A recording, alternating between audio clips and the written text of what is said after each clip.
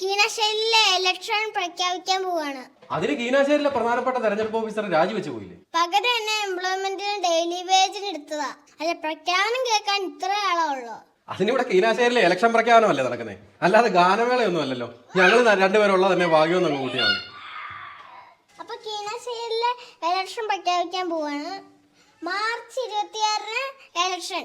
അല്ല സാറേ, തെരഞ്ഞെടുപ്പ് എന്തിനാ ഇത്ര നീട്ടി വെക്കുന്നേ? ഇത് കുറച്ചുകൂടി നേരത്തെ വെക്കാൻ പാടില്ലേ? എടാ, മാർച്ച് 25-ാം തീയതി എന്റെ കുഞ്ഞമ്മയുടെ മോളുടെ 2ാം കല്യാണം അല്ലേ. കല്യാണമൊക്കെ കഴിഞ്ഞ് സ്വസ്ഥമായിട്ട് ഇലക്ഷൻ കൂടാന്ന് കരുതി. അപ്പൊ കീനശ്ശേരിയിലെ ഇലക്ഷൻ 5 ഘട്ടങ്ങളായിട്ട് നടത്താനാണ് തീരുമാനം. 5 ഘട്ടോ? അതിന് കീനാശ്ശേരി ആകെ ഇട്ടാവട്ട ഇടയല്ലേ ഉള്ളൂ. ഒരു ഘട്ടം പോലും തയ്ക്കാനുള്ളതില്ല. ഒറ്റവട്ടത്തെ അങ്ങനെ തീർത്താൽ എങ്ങനെയാ? ഞങ്ങൾക്ക് മണി വേണ്ടേ? ഒന്നാമത് ഡെയിലി വേജസാ. അതിനാ കൈവൊക്കെ ഓട്ടിയാളുടെ ആൾക്കാരെ കീനാശ്ശേരിയിലുള്ളൂ.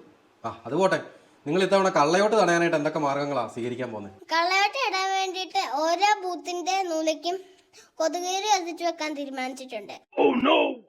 അല്ല സാറേ, ഈ തെരഞ്ഞെടുപ്പ് പ്രചരണത്തിന് കുട്ടികളെ പങ്കെടുപ്പിക്കാൻ പാടില്ല എന്ന് പറയാൻ കാരണം എന്താ? കുട്ടികളെ പങ്കെടുപ്പിച്ച മൊത്തം കാർച്ചൻ കൂച്ചയൊക്കെ ആയിട്ട് കീനശ്ശേരിയിലെ ഇലക്ഷൻ എന്നവർ കുട്ടികളെ കാണാനാണ് നിങ്ങളുടെ വിചാരം. അപ്പൊ ഓക്കെ, പെരുമാറ്റച്ചട്ടം നിലവിൽ നിൽക്കുന്നു. പെരുമാറ്റച്ചട്ടോ എന്ന് വെച്ചാ?